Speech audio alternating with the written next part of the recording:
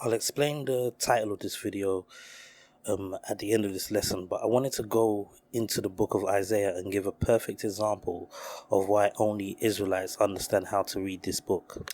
I'll start by reading the Wikipedia entry on the book of Isaiah. The book of Isaiah is the first of the latter prophets in the Hebrew Bible and the first of the major prophets in the Christian Old Testament. It is identified by a superscription as the words of the 8th century BCE prophet Isaiah ben Amos, so that's 700 BC to 800 BC. But there is extensive evidence that much of it was composed during the Babylonian captivity and later.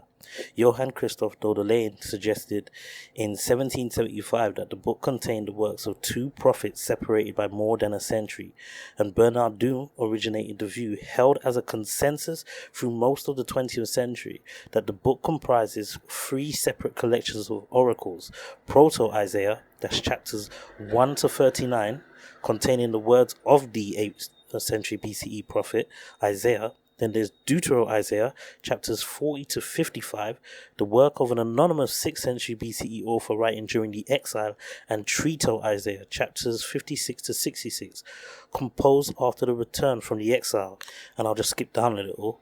While virtually no scholars today attribute the entire book or even most of it to one person, the book's essential unity has become a focus in more recent research. So the top biblical scholars say it was written by three different people, and I've heard the arguments for why they believe this, but I'm not going to argue against their evidence here. But I do want to show you exactly why they believe this. We'll read the book of Isaiah chapter 44 and verse 28. That saith of Cyrus, he is my shepherd, and shall perform all my pleasure, even saying to Jerusalem, thou shalt be built, and to the temple thy foundation shall be laid. This was a prophecy calling Cyrus by name, knowing it would be him who would give the order for the second temple to be built and the foundation of Jerusalem to be laid. This is a problem for biblical scholars, as they know Isaiah was an 8th century BCE prophet, 200 years before Cyrus was born. I'll just read the Wikipedia entry for Cyrus. This is Cyrus the Second of Persia, from around 600 to 530 BCE, commonly known as Cyrus the Great and also called Cyrus the Elder by the Greeks. He was the founder of the Achaemenid Empire, the first Persian Empire. And if we just look to the right where it's got some of his titles, I want to note two of them. It says the King of Persia and the King of Media, because we'll come back to that later. So scholars couldn't accept that the prophecies of Isaiah were true. Without looking at the evidence that the scholars have to prove there were three Isaiahs, I'm going to show just how much they do not understand the Bible, even with Isaiah chapter 44. But I'll build my case in the New Testament first. Isaiah is quoted throughout the New Testament. With this being the case, surely only passages from the first 39 chapters would appear, as they surely would never quote from false prophets Deutero-Isaiah or Trito-Isaiah. Let's start in Matthew chapter 8 and verse 16. When the even was come, they brought him unto many that were possessed with devils, and he cast out the spirit with his word, and healed all that was sick, that it might be fulfilled which was spoken by Isaiah the prophet, saying, himself took our infirmities and bare our sickness. This is the disciple Matthew quoting Deutero-Isaiah. This prophecy would be found in Isaiah chapter 53 and verse 4. Surely he have borne our griefs and carried our sorrows, yet we did esteem him stricken, smitten of God and afflicted. So according to scholars, this anonymous impersonator of Isaiah got lucky and prophesied of Christ's works, and Matthew was fooled into quoting him. In the book of John, it's even more suspicious, as John quotes Isaiah twice within the same passage. I'll read chapter 12, verses 37 to 41.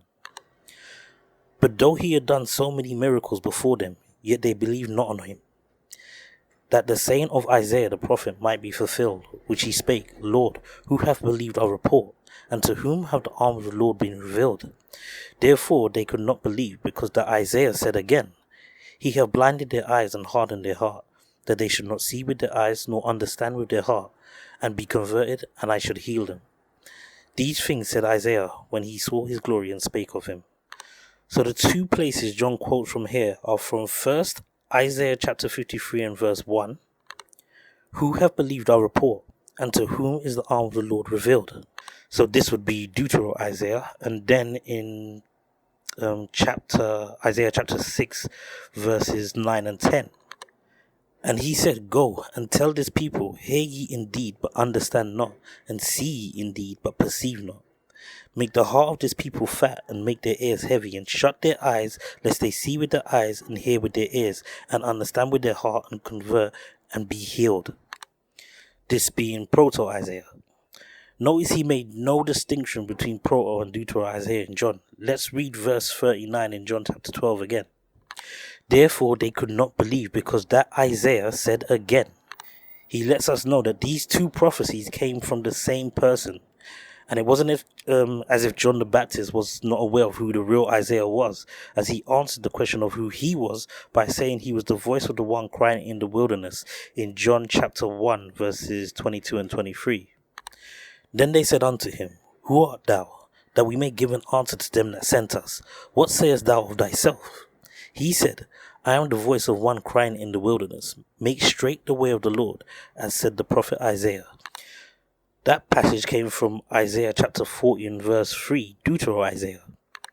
The voice of him that crieth in the wilderness, prepare ye the way of the Lord, make straight in the desert a highway for our God. So we see exactly the same thing happening in Paul's writings. I'll read Romans chapter 9 verse 29. And as Isaiah said before, except the Lord of Sabbath had left us a seed, we would have been as Sodom and been made like unto Gomorrah. This is from Proto-Isaiah, and that's in Isaiah chapter 1 and verse 9. Except the Lord of hosts had left us a very small remnant, we should have been as Sodom, and we should have been like unto Gomorrah. Now let's go back to the book of Romans chapter 10 and verse 16. But they have not all obeyed the gospel, for Isaiah saith, Lord, who have believed our report? Once again, we have another quote from Deutero-Isaiah back in Isaiah 53 and verse 1. Who have believed our report, and to whom is the arm of the Lord revealed? Then finally we'll look at Romans chapter 10 and verse 20. But Isaiah is very bold and saith, I was found of them that sought me not, I was made manifest unto them that asked not after me. This is a quote now from Trito-Isaiah. This is Isaiah chapter 65 and verse 1. I am sought of them that asked not for me. I am found of them that sought me not. I said, behold me, unto a nation that was not called by my name. So within 2 chapters in Romans, scholars would have you believe that Paul quotes from 3 different writers. But the biggest clue that lets us know that there was only one Isaiah is that Christ himself reads from Trito-Isaiah in Luke chapter 4 at verse 16. And he came to Nazareth, where he had been brought up, and, as his custom was, he went into the synagogue on the Sabbath day, and stood up for to read. And there was delivered unto him the book of the prophet Isaiah. And when he had opened the book, he found the place where it was written, The Spirit of the Lord is upon me, because he hath anointed me to preach the gospel to the poor. He hath sent me to heal the brokenhearted, to preach deliverance to the captives, and recovery of sight to the blind, to set at liberty them that are bruised, to preach the acceptable year of the Lord. And he closed the book, and he gave it again to the minister, and sat down, and the eyes of all them that were in the synagogue were fastened unto him. He was reading directly from Isaiah chapter 61 and verses 1 and 2. The Spirit of the Lord God is upon me, because the Lord hath anointed me to preach good tidings unto the meek. He hath sent me to bind up the brokenhearted, to proclaim liberty to the captives, and the opening of the prison to them that are bound, to proclaim the acceptable year of the Lord, and the day of vengeance of our God, to comfort all that mourn.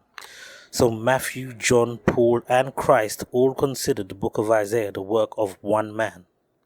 Scholars don't think of the Bible as a book of prophecy, so when they came across one prophecy that was easy enough for them to understand, they tried to explain it away by inventing a second and third Isaiah. This is concrete proof to show you how real the prophecies of the Bible are. If something doesn't line up with the prophecies of the Bible, then it isn't true. I'll read from the book of Sirach, chapter 24 and verse 33. I will yet pour out doctrine as prophecy, and leave it to all ages forever.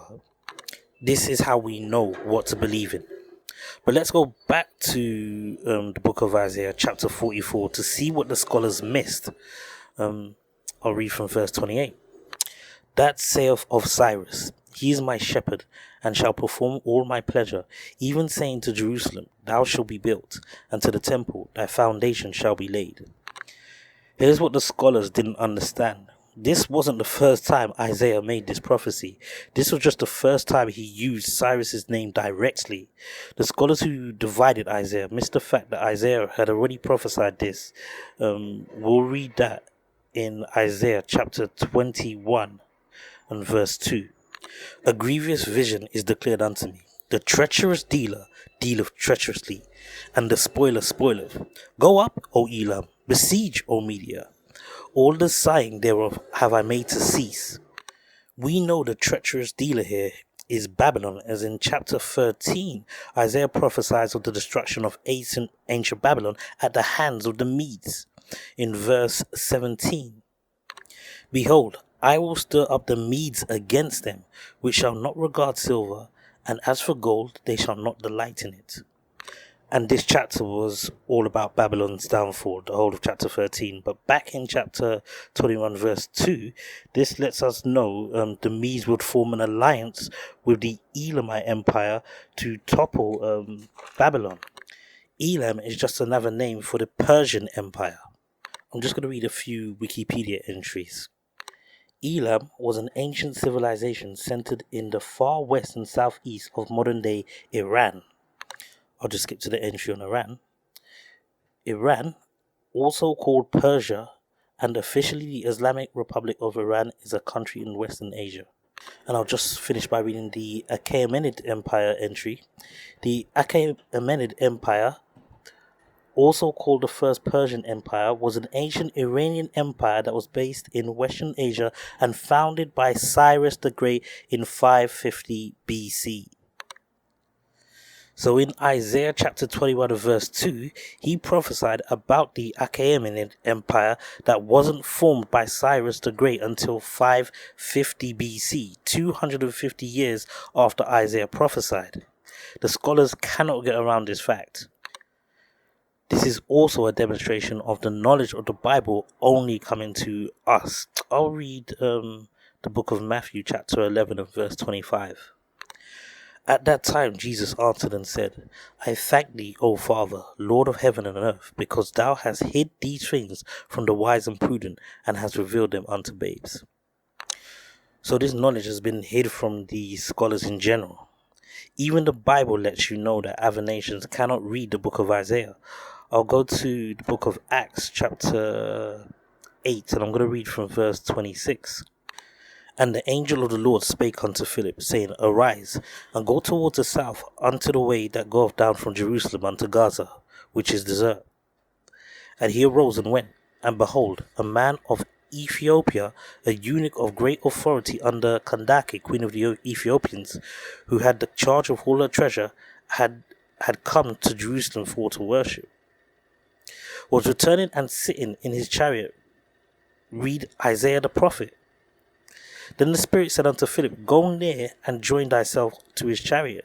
And Philip ran thither to him and heard him read the prophet Isaiah, and said, Understandest thou what thou readest? And he said, How can I, except some man should guide me? And he desired Philip that he would come up and sit with him. So Philip had to go and teach him how to read the book of Isaiah.